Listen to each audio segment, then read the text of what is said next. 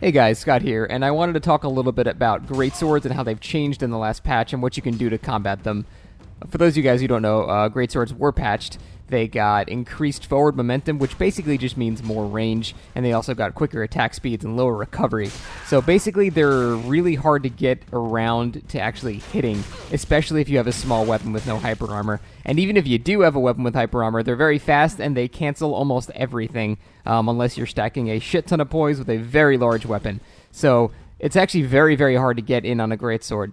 And I usually like playing in the light style. I don't like stacking poise or fat armor or anything like that. So I was trying to find a way to get around it because up until now I was kind of struggling with it. It was really hard to get around.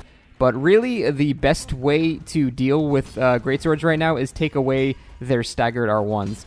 If you've ever seen a good greatsword player fight, you've seen that they basically attack only in staggered R1s, which means they attack, move forward like a millimeter, reset the attack, and R1 again. This enables them to start with the first R1 of their combo, so if they hit you, they can get two R1s off instead of just the second one, which does not combo. So that's basically what most of them actually do.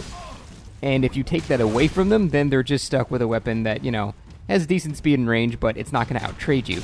So the way you actually take that away from them is with an offhand crossbow. And this basically makes them unable to attack more than once at a time. If you just keep staying out of range, they're going to try staggering their R1s thinking you'll come in range and they'll just keep doing it. However, if they do that, you attack with your crossbow, you got to free aim it. First of all, you got to learn to do that too. It's very helpful. Once you learn how to do that, then you free aim and actually hit them with it. And they have two options. After their first attack, your bolt should be landing right on them. Their first option is to try to go for another R1 and hoping that you'll actually be in range now. And what will happen is they won't get stunned, you'll get a crossbow hit on them, and they will lose the trade and you'll just roll away because you'll be still out of range. Or two, they'll roll away and they no longer can do their staggered R1s. In which case, the next time that happens, instead of shooting a crossbow bolt after they swing once, now you can swing because they're probably expecting a bolt that's going to come out. So you have it conditioned into their head that they cannot do their best thing anymore. And greatswords don't really have very good forward momentum either. And the reason you don't do this against, washing pole or flame sphere or things like that is because their running R1 can pressure you so much that you'll never have a chance to actually shoot. The greatsword doesn't really have a great running R1.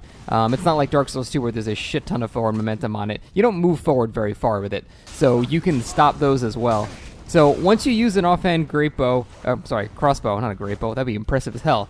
Once you have an offhand crossbow, you remove the strength of greatswords by having their staggered R1s be removed.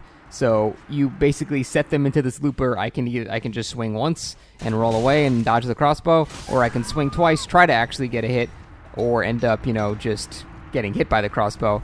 But then if I dodge, and now I'm going to get roll caught because now I'm rolling away. Greatswords are always trying to apply the pressure, and with the crossbow, you can change that, and you're applying the pressure, and you're roll catching them as they roll away. So that is the thing I have found the most success with so far. Still experimenting with it, obviously. The patch is still pretty new, and I'm still learning things, but so far, even against really good players, this has been the most successful tactic I've had. So yeah, pick up your Arbalist, and definitely stick that in your offhand. By the way, I wouldn't recommend the Avalanche since you can only fire 10 times, and if you miss 9 times, then you're kind of screwed, and it only does marginally more damage as well. So I would stick with the Arbalist. It's a really, really good offhand crossbow. It's a little heavy, but it's really, really effective. So try it out, guys. It's really useful, and remember, your whole point is to try to get your opponent in the mindset that he can no longer do the best part about his weapon, which is staggered R1. So once you remove that from him, it should be a lot easier to fight. All right, guys. Thanks for watching, and take it easy.